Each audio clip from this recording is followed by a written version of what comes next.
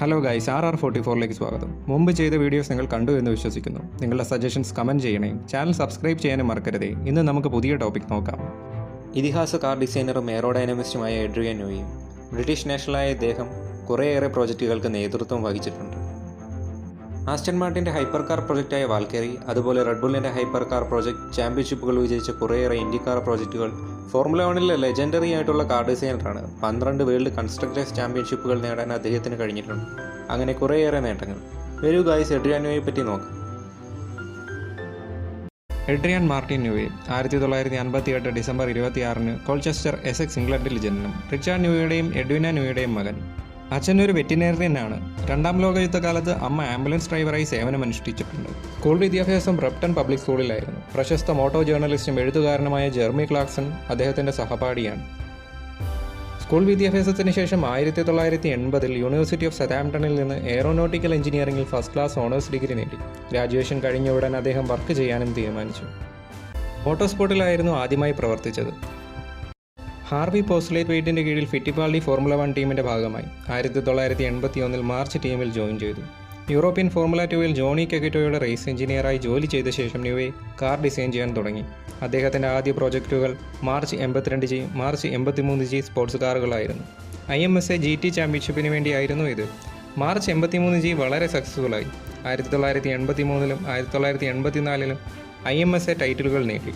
ഇനി അദ്ദേഹത്തിൻ്റെ cart career നമുക്ക് നോക്കാം. ന്യൂവേ മാർച്ച് ഇൻഡിക്കാർ പ്രോജക്റ്റിൻ്റെ ഭാഗമാകാൻ തീരുമാനിച്ചു. ഡിസൈനറും റേസ് എഞ്ചിനീയറുമായി ട്രൂ സ്പോർട്സിന് വേണ്ടി ബോബി രാഹലിൻ്റെ ഒപ്പം. ന്യൂവേ ബോബി രാഹലുമായി അടുത്ത സൗഹൃദം സ്ഥാപിച്ചു. പിന്നീട് 15 വർഷങ്ങൾക്കിപ്പുറം രണ്ടുപേരുടെയും കരിയറിന് അത് വലിയ പ്രസക്തിയുണ്ടായി. ന്യൂവയുടെ March 85C design 1985 CART championship വിജയിച്ചു.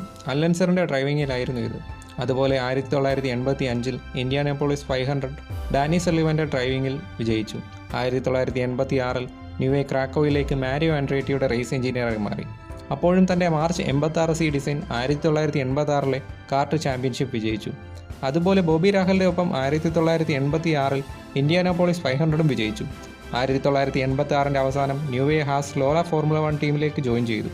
എന്നാൽ അവർ 1986 സീസൺ അവസാനിക്കുമ്പോൾ ചാമ്പ്യൻഷിപ്പിൽ നിന്ന് പിന്മാറി. 1987 മാരിയോ ആൻഡ്രേറ്റിയുടെ റേസ് എഞ്ചിനീയറായി വർക്ക് ചെയ്ത ശേഷം മാർച്ച് ടീമിൻ്റെ ഫോർമുല 1 ടീമിലേക്ക് ചീഫ് ഡിസൈനറായി ക്ഷണമെത്തി.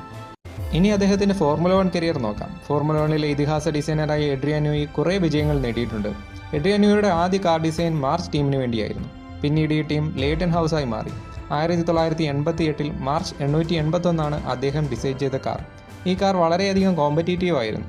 ആരും പ്രതീക്ഷിച്ചിരുന്നില്ല. പോർച്ചുഗീസ് ഗ്രാൻഡ് പ്രിയിൽ ഇവാൻ കാപ്പേലി രണ്ടാമതായി ഫിനിഷ് ചെയ്തു. അതുപോലെ തന്നെ 1988 ജാപ്പനീസ് ജീപ്പിൽ അലൈൻ പ്രോസ്റ്റിൻ്റെ മക്ലാരൻ ഹോണ്ടയെ ഓവർടേക്ക് ചെയ്തിരുന്നു. 1990 മാർച്ച് ടീം ലേറ്റൻ ഹൗസ് റേസിംഗായി മാറി. അതോടെ ന്യൂവേ ടെക്നിക്കൽ ഡയറക്ടറായി പ്രൊമോട്ട് ചെയ്യപ്പെട്ടു. 1990 ഫ്രഞ്ച് ജീപ്പിൽ കാപ്പേലി ആ റേസിലെ മിക്ക ഭാഗവും ലീഡ് ചെയ്തു. എന്നാൽ അവസാന സമയത്ത് പ്രോസ്റ്റിൻ്റെ ഫെറാറി ഓവർടേക്ക് ചെയ്തു. എന്നാലും രണ്ടാമതായി ഫിനിഷ് ചെയ്തു. അതോടെ അദ്ദേഹത്തിൻ്റെ കഴിവിനെ പറ്റി മറ്റുള്ളവർ അറിഞ്ഞു.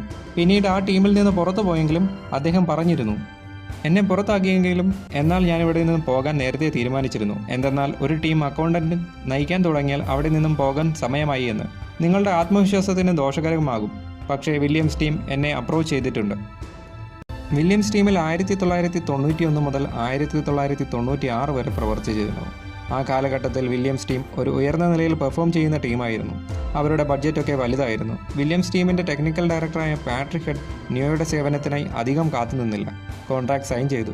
വളരെ വലിയ ബഡ്ജറ്റും ടോപ്പ് ഡ്രൈവർമാരും റിസോഴ്സസും ഉള്ളത് കാരണം ന്യൂവേ പാട്രിക് ഹെഡ് പാർട്ട്ണർഷിപ്പ് ആ കാലഘട്ടത്തിലെ വലിയ പാർട്ട്ണർഷിപ്പായി മാറി. 1991 പകുതിയോടെ ന്യൂവേ ഡിസൈൻ ചെയ്ത FW14 ഷാസിസ് മക്ലാരൻ്റെ കാറിന് വളരെ വലിയ വെല്ലുവിളിയായിരുന്നു. എന്നാൽ റിലയബിലിറ്റി പ്രോബ്ലംസും അയർട്ടൺ സെനയുടെ പരിശ്രമവും കാരണം വില്യംസിൻ്റെ നൈജൽ വാൻസലിന് ആ വർഷം ടൈറ്റിൽ നേടാനായില്ല. എന്നാൽ 1992 പ്രശ്നങ്ങളൊന്നും ഉണ്ടായിരുന്നില്ല. നൈജൽ മാൻസൽ ആ വർഷം ടൈറ്റിൽ നേടി. എഡ്രിയൻ ന്യൂയിയുടെ ആദ്യ ഫോർമുല 1 കൺസ്ട്രക്ടേഴ്സ് ടൈറ്റിൽ ആ വർഷം നേടി. 1993 FW15Cയിൽ അലൈൻ പ്രോസ്റ്റ് ആ വർഷം ടൈറ്റിൽ നേടി. 1994 ന്യൂവേ ഡിസൈൻ ചെയ്ത കാറിന് ചെറിയ പെർഫോമൻസ് കുറവുണ്ടായിരുന്നു. റോറി ബ്രയൻ ഡിസൈൻ ചെയ്ത ബെനറ്റണിൻ്റെ റിലയബിലിറ്റിയിലും പേസിലും കൂടാതെ മൈക്കിൾ ഷൂമാക്കറിൻ്റെ ഡ്രൈവിങ്ങിലും ടൈറ്റിൽ നഷ്ടമായി. 1994 സാൻ മറീനോ GPയിൽ വില്യംസ് കാറിന് അപകടം സംഭവിച്ചു. അയർട്ടൺ സെനയ്ക്ക് ജീവൻ നഷ്ടമാകുന്നു. പക്ഷേ ആ വർഷം വില്യംസ് ടീം കൺസ്ട്രക്ടേഴ്സ് ടൈറ്റിൽ നേടി. 1995 ന്യൂവെ പുതിയ ഒരു ടീമിൻ്റെ ടെക്നിക്കൽ ഡയറക്ടറാകും എന്നുറപ്പായി. എന്നാൽ 1996 ടൈറ്റിൽ ഡേമൻ ഹില്ലും ജാക്കസ് വില്ലനുവും വില്യംസ് ടീമിനായി നേടി. വില്യംസ് ടീമിനായി 59 റേസ് വിജയങ്ങൾ, 78 പോൾ പൊസിഷനുകൾ, 60 ഫാസ്റ്റസ്റ്റ് ലാപ്പുകൾ. 1991 മുതൽ 1997 വരെയുള്ള 114 റേസുകളിൽ നിന്നാണ് ഈ നേട്ടം നേടിയത്. ഈ 7 കൊല്ലം 4 ഡ്രൈവേഴ്സ് ചാമ്പ്യൻഷിപ്പ് ടൈറ്റിലുകളും നേടി. പിന്നീട് മക്ലാരൻ ടീമിൽ ജോയിൻ ചെയ്യുന്നതിന് മുൻപ് ഗാർഡനിങ് ലീവിലായിരുന്നു. 1997 മുതൽ 2005 വരെയായിരുന്നു മക്ലാരൻ ടീമിനായി പ്രവർത്തിച്ചത്. എഡ്രിയാൻ ന്യൂയി 1997 മക്ലാരൻ MP412 അധികം ഇൻഫ്ലുവൻസ് ചെയ്യാനായില്ല. അദ്ദേഹത്തിന് എന്നാൽ ആ കാറിൻ്റെ പെർഫോമൻസ് ഇംപ്രൂവ് ചെയ്യേണ്ടി വന്നു. 1998 കാറിൻ്റെ ഡിസൈനിലായിരുന്നു എഡ്രിയാൻ ന്യൂയി കൂടുതലും കോൺസെൻട്രേറ്റ് ചെയ്തത്. 1997 യൂറോപ്യൻ GP വിജയത്തിന് മക്ലാരൻ ടീമിന് നല്ല കോൺഫിഡൻസ് നൽകി. ഓഫ് സീസൺ ബ്രേക്കിന് മുമ്പ് ഈ വിജയം മക്ലാരൻ ഉണർവ് നൽകി. 4 മാസത്തിന് ശേഷം റേസിംഗ് പുനരാരംഭിച്ചപ്പോൾ മക്ലാരൻ MP413 ആയിരുന്നു മറ്റ് ടീമുകൾക്ക് തോൽപ്പിക്കേണ്ട കാർ. 1998 1999 ടൈറ്റിലുകൾ നേടി. എന്നാൽ 2000 മൂന്നാമത്തെ ടൈറ്റിൽ മിക്ക ഹെക്കനിന് വളരെ നേരിയ മാർജിനിൽ നഷ്ടമായി. 2001 ന്യൂവെ ജാഗ്വർ ടീമിനായി സൈൻ ചെയ്തു. മുൻ കാർ കൊളീഗായ ബോബി റഹൽ ആയിരുന്നു ഇതിനെ സഹായിച്ചത്. എന്നാൽ ആ ഡീൽ പൂർണ്ണമായില്ല. 2005 സീസൺ വരെ മക്ലാരനിൽ അദ്ദേഹം തുടർന്നു. November 8, 2005 red bull team announce ചെയ്തിരുന്നു എഡ്രിയാൻ ന്യൂയി ഫെബ്രുവരി 2006 റെഡ് ബുൾ ടീമിൽ ജോയിൻ ചെയ്യുമെന്ന്. ഒരു വർഷം അദ്ദേഹത്തിന് $10 മില്യൺ റെഡ് ബുള്ളിൽ നിന്ന് ലഭിക്കുന്നതായിരുന്നു കോൺട്രാക്ട്. 2006 കാറിൽ എഡ്രിയാൻ ന്യൂയിക്ക് അധികം ഇൻഫ്ലുവൻസ് ചെയ്യാനായില്ല. എന്നാൽ ആ സീസണിൽ അവരുടെ പെർഫോമൻസ് ഇംപ്രൂവ് ചെയ്തു.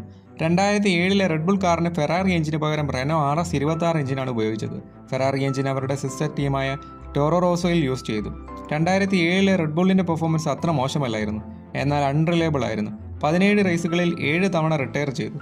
അങ്ങനെയായിരുന്നാലും ചാമ്പ്യൻഷിപ്പിൽ 5ാമതായി ഫിനിഷ് ചെയ്തു. 2008 കാർ ന്യൂവേയും കൂടെയുള്ള ടെക്നിക്കൽ ഡയറക്ടറായ ജെഫ് വില്ലിസും വളരെ മികവുള്ളതായി ഡിസൈൻ ചെയ്തു. ഏറ്റവും സൂക്ഷ്മമായി ഡിസൈൻ ചെയ്ത കാറായിരുന്നു ഇത്. ആ സീസൺ തുടക്കം വളരെ നന്നായിരുന്നു, എന്നാൽ സീസൺ മുന്നോട്ട് പോകുന്തോറും പെർഫോമൻസ് താഴേക്ക് പോയി. 2009 ഡിസൈൻ ചെയ്ത കാർ വളരെ വലിയ ഇമ്പ്രൂവ്മെൻറ്റ് കൊണ്ടുവന്നു.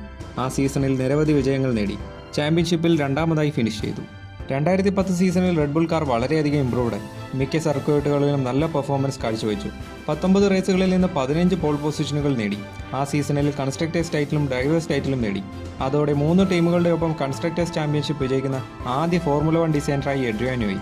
തുടർന്ന് 2011, 2012, 2013 സീസണുകളിൽ ഡ്രൈവേഴ്സ് ടൈറ്റിലും കൺസ്ട്രക്ടേഴ്സ് ടൈറ്റിലും റെഡ് ബുൾ നേടി. 2014 റെഗുലേഷൻ ചേഞ്ചിൻ്റെ ഫലമായി റെനോ എഞ്ചിൻ്റെ പെർഫോമൻസ് മറ്റു ടീമുകളെ വെച്ച് നോക്കുമ്പോൾ കുറവായിരുന്നു. അതിനാൽ റെഡ് ബുള്ളിൻ്റെ പെർഫോമൻസ് താഴേക്ക് പോയി. എന്നാൽ 2019 റെനോ എഞ്ചിനിൽ നിന്ന് ഹോണ്ട എഞ്ചിനിലേക്ക് റെഡ് ബുൾ മാറിയതോടെ അവരുടെ പെർഫോമൻസ് ഇംപ്രൂവ് ആകാൻ തുടങ്ങി. ഈ സീസണുകളിൽ അവർക്ക് വിജയങ്ങൾ നേടാനായെങ്കിലും കൺസ്ട്രക്ടേഴ്സ് ഡ്രൈവേഴ്സ് ടൈറ്റിലുകൾ കിട്ടിയിരുന്നില്ല. എന്നാൽ 2021 സീസണിൽ ഡ്രൈവേഴ്സ് ചാമ്പ്യൻഷിപ്പ് മാക്സ് വെസ്റ്റാപ്പനിലൂടെ റെഡ് ബുൾ സ്വന്തമാക്കി. 2022 സീസണിൽ വീണ്ടും റെഗുലേഷൻസ് മാറിയിരുന്നു. അതോടെ ന്യൂവേ മാജിക് വർക്കായി. 2013 ശേഷം ഡ്രൈവേഴ്സ് ടൈറ്റിലും കൺസ്ട്രക്ടേഴ്സ് ടൈറ്റിലും റെഡ് ബുൾ നേടി. പിന്നീട് 2023 റെഡ് ബുള്ളിൻ്റെ RB19 ഫോർമുല 1 ചരിത്രത്തിലെ തന്നെ ഏറ്റവും സക്സസ്ഫുൾ ആയ കാറായി മാറി. 95.45% വിൻ റേറ്റ് നേടുന്ന കാറായി റെഡ് ബുൾ. 2023 കനേഡിയൻ ജീപ്പിൽ വെസ്റ്റാപ്പൻ റെഡ് ബുള്ളിൻ്റെ 100 വിജയങ്ങൾ നേടി. അതുപോലെ എഡ്രിയാൻ ന്യൂയിയുടെ ഫോർമുല 1 200ാം വിജയവുമായിരുന്നു. 2024 സീസണിൽ റെഡ് ബുൾ ടീം വിടുന്നു എന്ന റിപ്പോർട്ടുകൾ വരാൻ തുടങ്ങി. പിന്നീട് അതിന് സ്ഥിരീകരണം വന്നു. ന്യൂയെ റെഡ് ബുള്ളിൻ്റെ ഹൈപ്പർ കാർ പ്രോജക്റ്റിൽ വർക്ക് ചെയ്യുന്നുണ്ടായിരുന്നു. ആസ്റ്റൺ മാർട്ടിൻ ടീമിലേക്കാണ് എഡ്രിയാൻ ന്യൂയി പോയത്. ആസ്റ്റൺ മാർട്ടിനിൽ മാനേജിംഗ് ടെക്നിക്കൽ പാർട്ണറായി മാർച്ച് 2025 തൻ്റെ പ്രവർത്തനം അദ്ദേഹം തുടങ്ങി. എഡ്രിയാൻ ന്യൂയി ഒരു സ്പോർട്സ് കാർ കളക്ടർ കൂടിയാണ്. അതുപോലെ തന്നെ June 2010 Sony E3 electronic entertainment എക്സ്പോയിൽ പ്രസ് കോൺഫറൻസിൽ വെളിപ്പെടുത്തി എഡ്രിയാൻ ന്യൂയി ചീഫ് ടെക്നിക്കൽ ഓഫീസറായി പ്രവർത്തിച്ചിരുന്നു എന്ന്. ഗ്രാൻഡ് ടെറിസ്മോ 5 എന്ന വീഡിയോ ഗെയിമിലായിരുന്നു. 2017 ഇറങ്ങിയ how to build a car അദ്ദേഹത്തിൻ്റെ പുസ്തകമാണ്. ആസ്റ്റൺ മാർട്ടിൻ്റെ ഹൈപ്പർ കാർ പ്രോജക്റ്റായ വാൽക്കേറിയയുടെ ഡിസൈനിലും അദ്ദേഹം പ്രവർത്തിച്ചിരുന്നു. അങ്ങനെ കുറേ അനവധി പ്രോജക്റ്റുകൾ. റെഡ് ബുള്ളിൻ്റെ ഹൈപ്പർ കാർ പ്രോജക്റ്റായ RB17 വർക്ക് ചെയ്തു. ഒരു engineer, aerodynamicist, automotive designer, motor sport executive എന്നൊക്കെയുള്ള നിലയിൽ അദ്ദേഹം തൻ്റെ പ്രതിഭ പ്രകടിപ്പിച്ചിരുന്നു. ഫോർമുല 1 ഏറ്റവും വാല്യുബിളായ വ്യക്തിയാണ് എഡ്രിയാൻ ന്യൂയി. 25 ചാമ്പ്യൻഷിപ്പ് ടൈറ്റിലുകൾ, കൺസ്ട്രക്ടേഴ്സ് ഡ്രൈവേഴ്സ് ടൈറ്റിലുകൾ ഉൾപ്പെടെ. ഫോർമുല 1 44 വർഷത്തെ കരിയർ. 1991 മെക്സിക്കോ GPയിലെ ആദ്യ വിജയം, 36% വിജയനിരക്ക്. ഫോർമുല 1 20% വേൾഡ് ചാമ്പ്യൻഷിപ്പ് റേസുകളിലും വിജയം. അങ്ങനെ അനവധി നേട്ടങ്ങൾ. എഡ്രിയാൻ ന്യൂയെ പറ്റിയുള്ള വീഡിയോ ഇവിടെ അവസാനിക്കുന്നു. നിങ്ങളുടെ സജഷൻസ് കമൻറ്റ് ചെയ്യണേ.